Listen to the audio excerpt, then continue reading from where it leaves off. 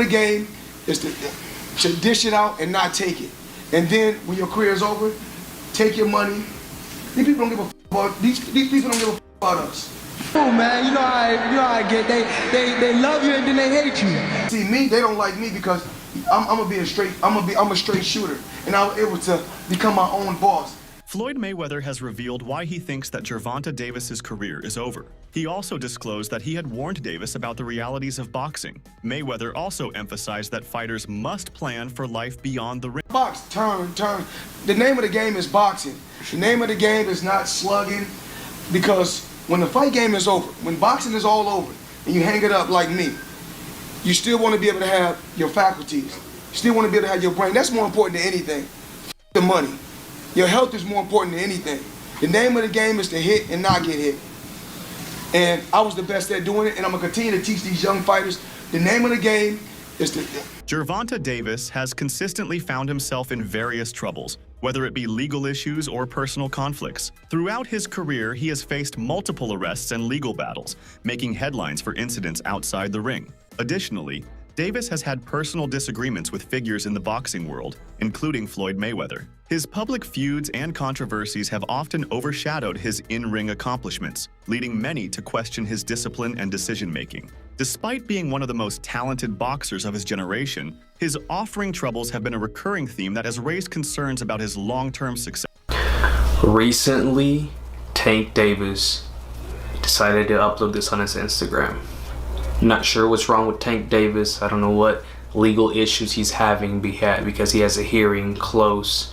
I'm not sure when the date is, but him and Floyd Mayweather have always had this weird relationship where sometimes Tank doesn't seem to be in good terms, and then sometimes they are in good terms. The energy is off. Let me know what you guys think that post means, what he's going through. I hope he's doing good, because we want him to fight, and we want him to fight really good opposition. So let me know what you guys think. What's going on with Tank? Davis leaving Floyd Mayweather's promotion was one of the most debated decisions of his career. While gaining control over his own career may have seemed like a smart move, many argue that Mayweather's experience and guidance could have helped Davis navigate the boxing world better. Mayweather, being a legend of the sport, understood the business side of boxing and had successfully built his empire. You know, so I don't want Tank to necessarily leave Mayweather. I think he's in this position because of everything that Mayweather and Leonard Ellerbe have done for him. So I do want him to do what he is saying. Take control of your career.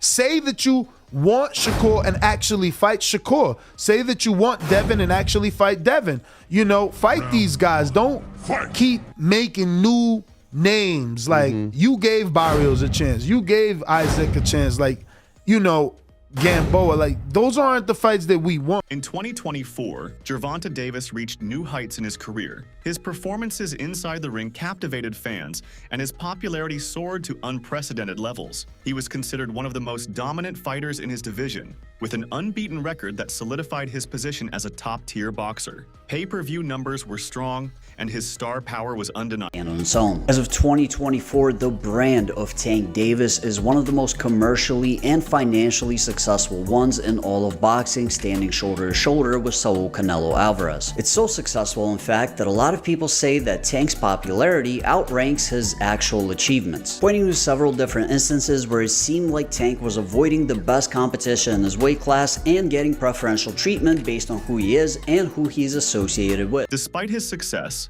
Davis has faced criticism from certain boxing analysts and fans. Some argue that he is overrated, especially among casual fans who may not fully understand the technical aspects of the sport. His knockout power and flashy style have drawn admiration, but skeptics point out that he has not consistently faced the best competition in his division. Many believe that his record is impressive on paper, but lacks true challenges against top-tier opponents, making his dominance somewhat misleading. He's still on the air? He said Tank is... Hey, yo, they did Max Kellerman dirty for real, but go ahead, bro. He said Tank is overrated by people that don't know boxing, and he's underrated by people that do know boxing. And what he That's meant, boss. What he meant by that That's is boss. that- I agree with that. What he meant by that is that if you don't know boxing, you don't know who's Tank. Major criticism surrounding Davis is the quality of his opponents. Analysts suggest that his team has carefully selected fights that favor him, avoiding the most dangerous competitors. While this is a common strategy in boxing to protect a fighter's marketability, it has led to questions about whether Davis is truly being tested at the highest level.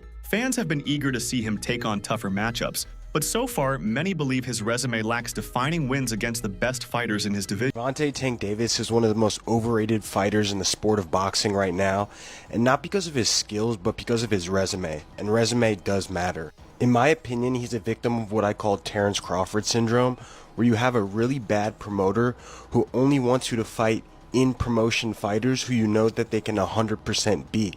If Tank Davis wants to be great, he's going to have to fight one of the other champions in the two divisions that he fights in, 135 pounds and 140 pounds. I'm going to list off all the champions in those divisions and tell you if I think he can beat them or not. So first we got the only other full champion in 135 pounds, Shakur Stevenson. If they fought, I think Tank has a good chance of maybe knocking him out in the later rounds. But if I had to bet my house on it, I would say Shakur Stevenson would beat him in a close decision, and it would end up probably being a boring fight. But I think Shakur has the skills to beat Tank Davis over a long 12-round fight. Now we have Subriel Matias, who's a scary Terminator-like fighter who gives up the early rounds to come on later and drown you in those later rounds. But he's very stiff, and he doesn't have very good footwork at all. I think Tank Davis will probably, box his face off for most of the 12 rounds. There might be some trouble in the late rounds. But if Tank can stay out of trouble, I think this is one of the few champions that he would beat, but I don't think he would fight him. After his fight against Lamont Roach, Davis faced intense criticism for not securing a knockout. Roach moved up in weight to fight Davis, and many expected Tank to dominate him. However, the fact that Roach was able to go the distance and make the fight competitive raised doubts about Davis's performance. Critics pointed out that a true elite fighter should have been able to stop a smaller opponent, and this fight exposed some weaknesses in Davis's ability. Me, Tank Davis fighting a minus 1600 as your main event odds is crazy to me, dude. That's crazy. That underdog lived up to the hype. He ended up, overperforming. Lamont Roach, credit to him, all this other stuff. And it took some politics to keep Davis as champion.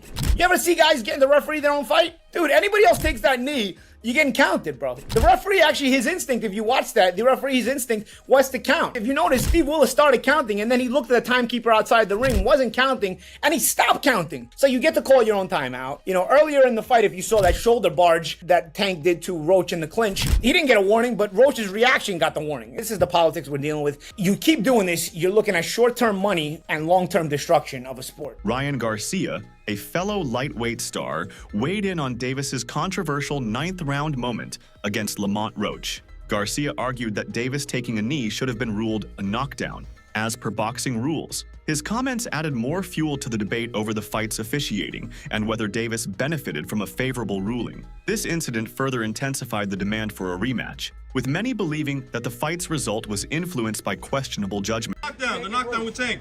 That was a knockdown, without a doubt. You can't spin it no other way. It's too clear.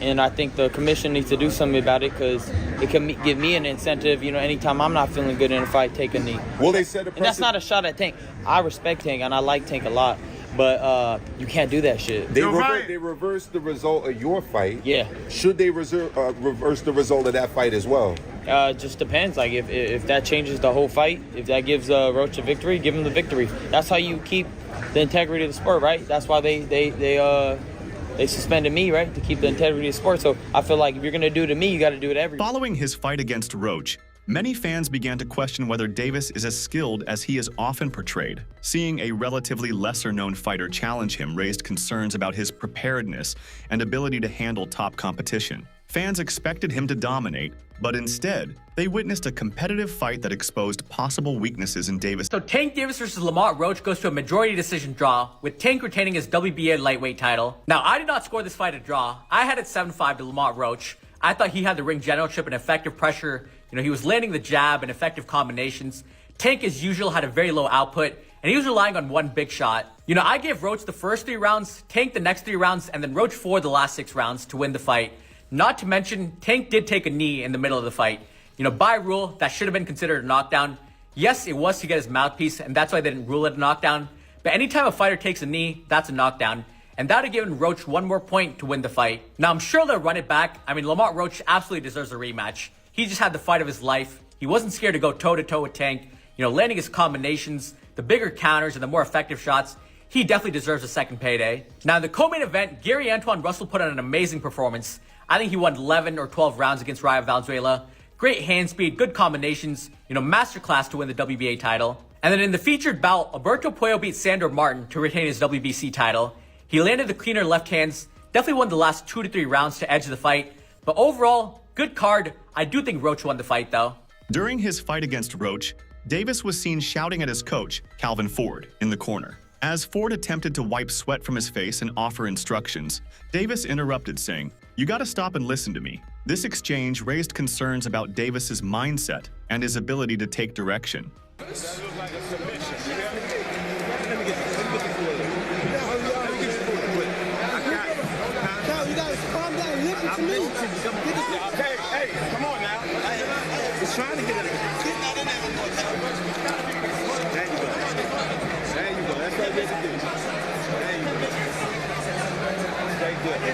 Stay focused. That was a good round. You got me?